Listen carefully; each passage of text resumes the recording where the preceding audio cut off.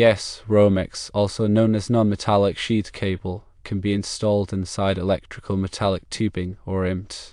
EMT is a metallic raceway often used to provide physical protection to wiring.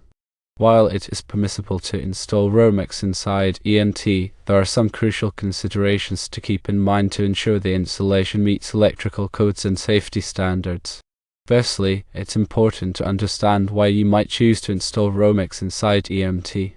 Common reasons include protecting the Romex from physical damage in exposed locations, shielding it from environmental factors, or complying with local codes that require additional protection in certain areas.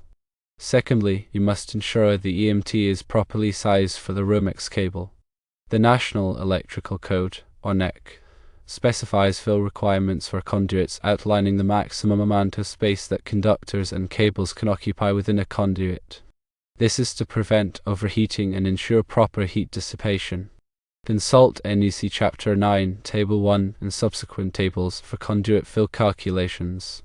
The number of conductors, their size, and the internal diameter of the EMT all factor into this calculation.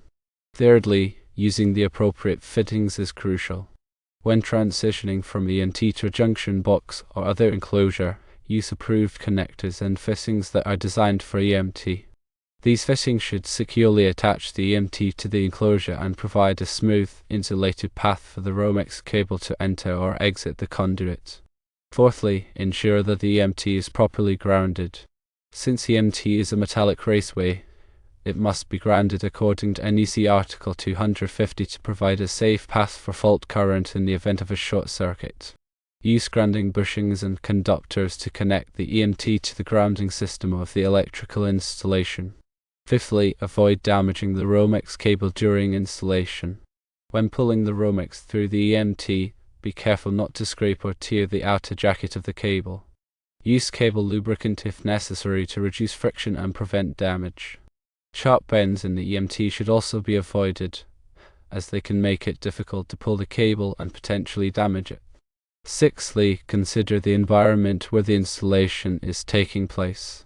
If the EMT is exposed to moisture or corrosive substances, use fittings and connectors that are rated for wet locations or corrosive environments. Also, ensure that the EMT itself is made of a corrosion-resistant material, such as galvanized steel or aluminum. Seventhly, be aware of any local amendments or regulations that may supersede the NEC. Some jurisdictions may have specific requirements for the installation of Romex in EMT, such as requiring additional labeling or inspections. Eighthly, remember that while it is permissible to install Romex in EMT, it may not always be the most practical or cost-effective solution. In some cases, it may be more appropriate to use individual conductors that are specifically designed for installation in conduit, such as THHN or THWN wire. Ninthly, when making connections inside junction boxes or enclosures, ensure that all connections are made according to NEC Article 110.14, which covers electrical connections. Use the correct size wire connectors for the conductors being joined, and ensure that all connections are tight and secure. Tenthly, consider the length of the EMT run. Long runs of EMT can make it difficult to pull the Romex cable, especially if there are multiple bends in the conduit. In such cases, it may be necessary to install pull boxes or junction boxes at intermediate points along the run to facilitate the pulling process. 11thly, inspect the installation thoroughly after it is complete to ensure that all connections are tight, the EMT is properly grounded, and the Romex cable is not damaged. Use a continuity tester to verify the grounding path and check for any shorts or ground faults. 12thly, always de-energize the circuit before working on any electrical installation. Turn off the power at the circuit breaker or disconnect switch and verify that the circuit is de-energized using a voltage tester. 13thly, ensure the installation is accessible for future maintenance and repairs. Avoid burying the EMT or concealing it in a way that would make it difficult to access the wiring. 14thly, when using EMT outdoors, consider the potential for water to enter the conduit. Use weatherproof fittings and sealants to prevent water from entering the EMT and causing corrosion or electrical problems. 15thly, Romex cable is typically rated for dry locations. If the EMT is located in a wet or damp location, consider using a cable that is specifically rated for such environments, such as UF cable. 16thly, it is important to remember that the NEC is a minimum standard, and in some cases, it may be necessary to exceed the requirements of the code to ensure a safe and reliable electrical installation. 17thly, consult with a qualified electrician if you are unsure about any aspect of the installation. Working with electricity can be dangerous, and it is always best to seek professional help if you are not comfortable or confident in your ability to perform the work safely. 18thly, maintain accurate records of the electrical installation, including the location of the EMT runs, the size and type of Romex cable used, and any other relevant information. This information can be helpful for future maintenance and repairs. 19thly, consider the impact of the installation on the overall appearance of the building or structure. While functionality is the primary concern, it is also important to ensure that the electrical installation is aesthetically pleasing and does not detract from the overall look of the building. 20thly, be aware of any restrictions on the use of Romex cable in certain types of buildings or occupancies. Some jurisdictions may prohibit the use of Romex in commercial buildings or in certain types of residential buildings, such as high-rise apartments. 21st, when installing Romex in EMT, be sure to properly support the conduit. Use conduit straps or clamps to secure the EMT to the building structure at intervals specified by the NEC. This will prevent the conduit from sagging or becoming damaged over time. 22nd, when pulling the Romex cable through the EMT, avoid twisting or kinking the cable. This can damage the conductors and compromise the insulation. 23rd, when making splices or terminations inside junction boxes or enclosures, be sure to leave sufficient slack in the Romex cable to allow for future maintenance and repairs. This will make it easier to work on the wiring without having to cut or splice the cable. 24th, when installing the EMT in concealed locations, such as behind walls or above ceilings, be sure to protect the conduit from damage. Use nail plates or other protective devices to prevent nails or screws from penetrating the conduit and damaging the Romex cable. 25th, when using EMT as a grounding conductor, be sure to properly bond all sections of the conduit together. Use grounding bushings and bonding jumpers to ensure a continuous grounding path throughout the EMT system. 26th, when installing EMT in areas where it may be subject to physical damage, such as in a garage or workshop, consider using rigid metal conduit instead. Rigid metal conduit is more durable than EMT and provides better protection for the wiring.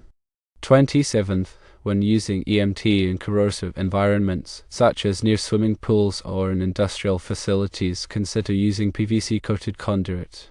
PVC-coated conduit is resistant to corrosion and provides excellent protection for the wiring.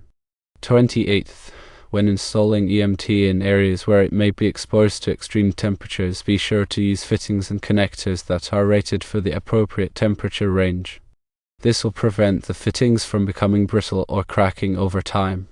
29th, when pulling Romex through EMT that has bends, use a pulling elbow or conduit sweep to minimize the pulling force required. This will help prevent damage to the cable. 30th, when installing Romex in EMT, consider the potential for condensation to form inside the conduit.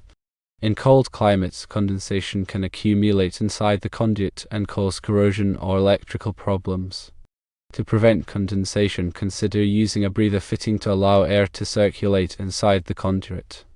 31st, consider the labeling requirements for electrical installations. The NEC requires that certain electrical equipment and wiring be labeled with specific information, such as the voltage, amperage, and wire size. Be sure to comply with all applicable labeling requirements.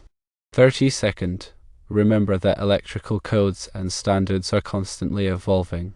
Stay up to date on the latest changes and revisions to the NEC and other relevant codes and standards. 33rd, never cut corners or compromise on safety when working with electricity.